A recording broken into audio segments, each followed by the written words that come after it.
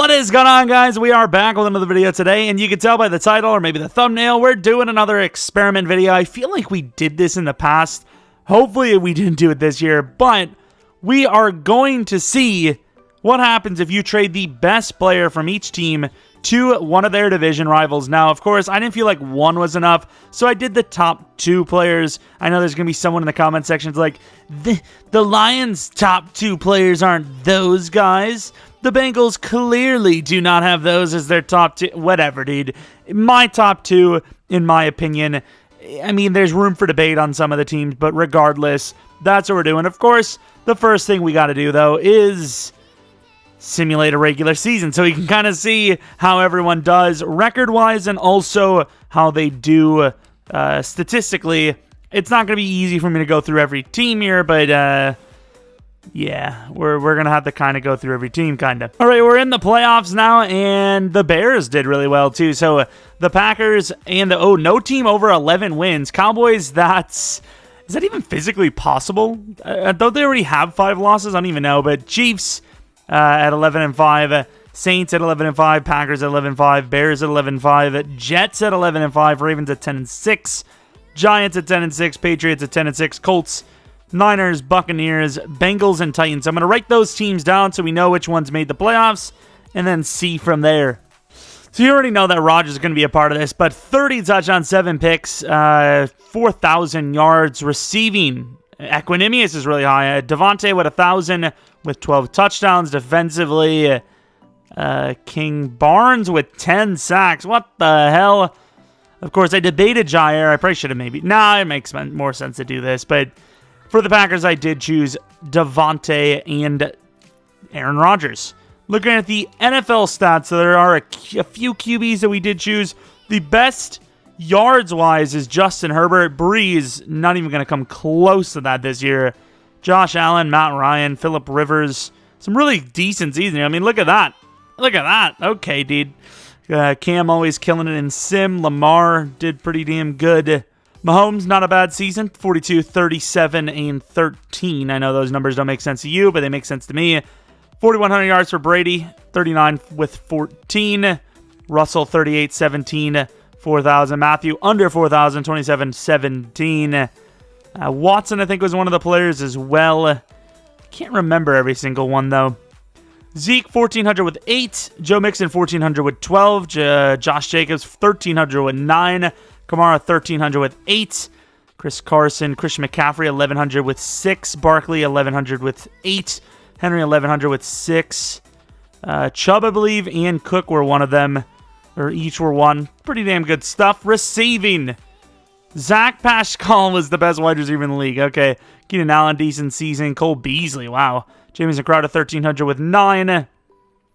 What else do we have? I can't remember. Julio Jones, I think, was on the list with 1,100 with 7. Michael Thomas just barely inched over 1,000 with 9. What else do we have? Tyreek, kind of a bad season. 991 with 6 TDs. Hopkins, really bad season considering. 971 with 11 touchdowns. I think Galladay was also 944 with 7. Looking at the defensive stats now, I really do not remember who was who, but there's probably a lot that you guys can kind of guess on your own. Myles Garrett crushed it. Donald crushed it. Vaughn crushed it. Mack crushed it. I mean, hell, Vita Vea, he did really well too. All right, looking at the interceptions now. 6 for Humphrey. That's really good. And I don't really remember how many DBs we had. Levante with 4. May with 4. Interesting. Kicker was not on the list, so I don't care. Let's take a look at who the MVP of the league was, and that's pretty much that. Drew Brees is the MVP. The rest doesn't really matter.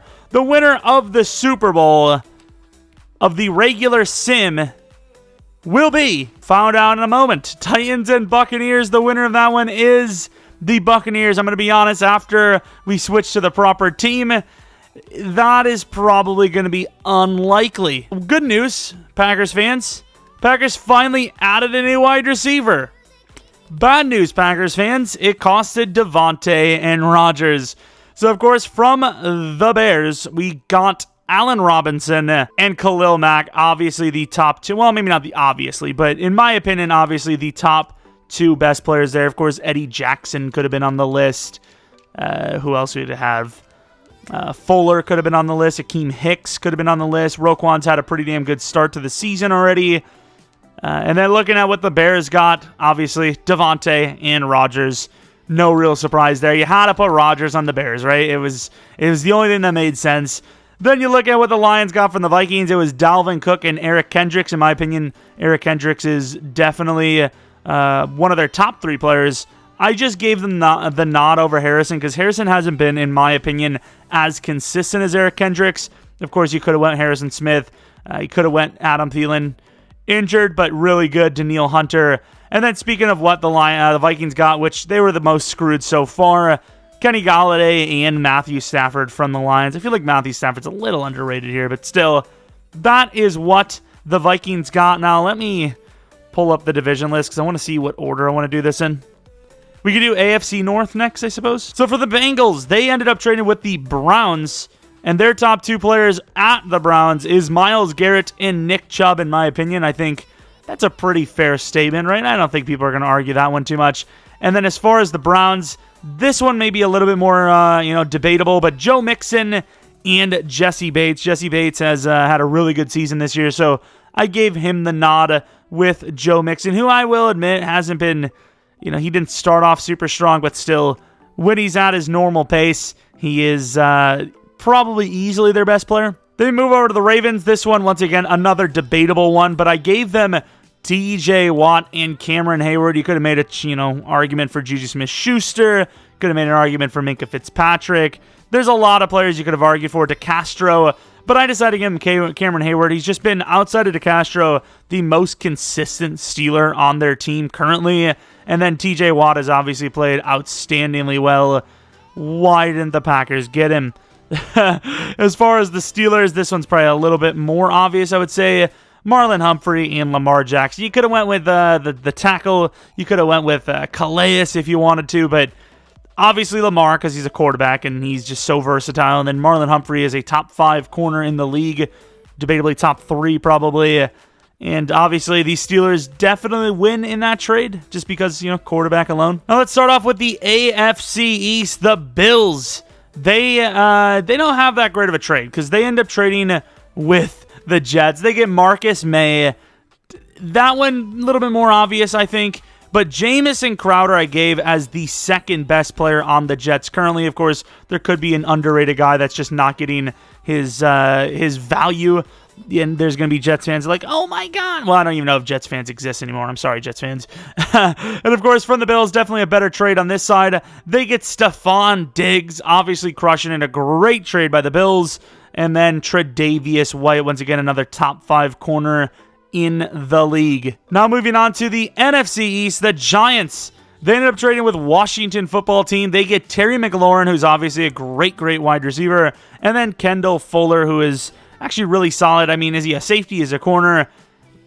Probably corner now, right? Definitely a good trade there for them. And as far as the ratings go, it might be hard to find these players outside of Barkley because you get Saquon Barkley, obviously the most clear-cut best player, no debate on the Giants right now. Obviously he's injured, but still, without a doubt, when he's healthy, he's the best. And then I gave it to Evan Ingram as their second best player. James Bradbury's had a pretty decent season, but Evan Ingram is just too versatile and just too much of a mismatch not to have him as their best player, in my opinion. Then we go over to the Cowboys, who they end up getting a defensive tackle and a corner.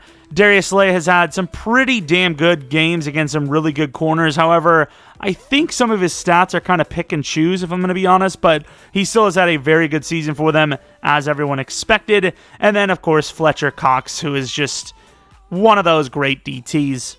Looking at what the Eagles get, a little more debatable on this one, I would say, but I still say Zeke. Maybe a lot of people think he's overrated, but I still think Zeke is obviously insanely talented. And then, of course, the other player, I didn't see him because I just forget how good the Eagles line is. Zach freaking Martin, of course, the best guard in the league. One of the most consistent linemen in the league. Adding to that already, when healthy, insanely good Eagles offensive line. Taking a long time just for these. I might have to quickly go through these. Of course, the Titans got players from the Colts. They got DeForest Buckner and Quentin Nelson. As far as the Titans' needs go, that is huge. You know, they need DT, and then who doesn't need a guard that's freaking insane out the gate like he was going to the Colts? They end up getting Derrick Henry. You know, running back's not been a clear-cut best situation for him. Obviously, Marlon Mack injured. And then looking at the safety, Kevin Byard, they haven't been super sound in the secondary over the years, so definitely a win there. They move on to the Jaguars. They end up getting J.J. Watt and Deshaun Watson off the Texans. You can make an argument for Tunsil and some other players instead of Watson, but quarterback, he's working with what he's got. I felt like it was fair. And then this one, Miles Jack and Linder. You could have actually made an argument that maybe Josh Lambo, the kicker, should have been in this one, but it is what it is. I'm very confident with all of these picks. Moving on to the NFC South now. This one, a little bit more... Well, actually, no, not this one. This one, I mean, could debate maybe Matt Ryan over Grady Jarrett, but Julio Jones and Grady Jarrett. Grady Jarrett, I mean, he's always been decent in Madden, but still definitely gets undervalued and underappreciated in real life. And then for the Falcons, once again, this one's very, very debatable. Could have put Drew Brees, Cameron Jordan. I mean, the tackles you could have put on there. But I gave the Falcons Michael Thomas and Alvin Kamara. I think Alvin Kamara is just so good at what he does, which is basically everything on the offense. I don't think you could really be too mad as a Saints fan from me picking those two. Now we move on to the Panthers. The best two I chose was Tom Brady and Mr. Levante David. Levante David, super underrated and appreciated over the years. And hell, you can even make the argument he still might be underappreciated, but finally is getting a little bit of love at least. Superstar development out the gate this year as opposed to star in previous years. Unbelievable. And then for the Buccaneers, we gave them Christian McCaffrey, obvious choice there. And then Robbie Anderson, who's actually had a really good season coming in free agency from the Jets. That's the team. I got it. Now we move on to the last two divisions. The Seattle Seahawks traded with the Niners. Their best two players, at least what I consider their best two players. I forgot to give them a player, didn't I? Of course, Fred Warner and Kittle to the Seahawks. To the Niners, the better of the trade easily. Russell freaking Wilson and then Bobby Wagner. Other two teams in the division, the Rams, they end up getting Mr. DeAndre Hopkins. And then this one's a very debatable one. I gave him Budda Baker because he is actually a very versatile, great safety for him. And once again, you can argue Chandler Jones or, this or that, but you can't really be mad at it. I'm choosing top 3, top 4 players. Maybe the Jets fans, like I said, if there are any still, maybe they could be mad. And then for the Cardinals, we went with, of course, the two obvious ones, Aaron Donald and Jalen Ramsey, two of the best defenders in the entire league. Now for the final division here, the Chiefs, they ended up getting from the Broncos Mr. Justin Simmons. And did I trade Vaughn to the wrong team? God, I'm terrible at this. Did I give Vaughn to the Raiders? I feel like I still forgot a team, but Von Miller, of course, with Mr. Justin Simmons on the Chiefs. As for the Broncos, they had a massive win. They had Tyreek Hill to an already pretty damn good wide receiving group, and then they also get Patrick Mahomes. The Chargers from the Raiders get Josh Jacobs and Rodney Hudson. And then this one, of course, is more of a debatable one, but the Raiders get Keenan Allen and Derwin James. Now we can finally move on and see what happens, as that actually took a long time just to state the 32 teams that... I guess to be fair, that is 64 players, right? So I guess it makes sense. The Packers, same record as last time, but they get a bye week this time. The Patriots go 13-3, the Packers at 11-5, Browns at 12-4, Chargers, Bears, Saints, Rams, Titans, Ravens, football team, Niners, Cowboys, Raiders, and Chiefs all make the playoffs. Comparing that to this list, the Cowboys appear to... No, they made it. Cowboys made it. Chiefs barely made it this time. Saints still made it. The Jets, who are really good, which is so weird, go way worse this time. Makes sense. The Ravens make it again. The Giants crash and burn, which, once again, makes no sense because they're way better. The Colts do not make it this time either. The Buccaneers don't make it, which kind of makes sense. Washington made it last time. They make it this time. The Bengals miss, and the Titans make it. So a few different teams, but for the wrong reasons. All I'm really learning here is that Sim is absolutely tragically bad. Allen Robinson played just about as well as Devontae did. And then looking at the sack totals, Mac, way better than anything that was happening here outside of Chris Barnes, who kind of a surprising one there. I think instead of going individually, we should probably go group-based again, right? Jimmy Garoppolo in the Texans? What?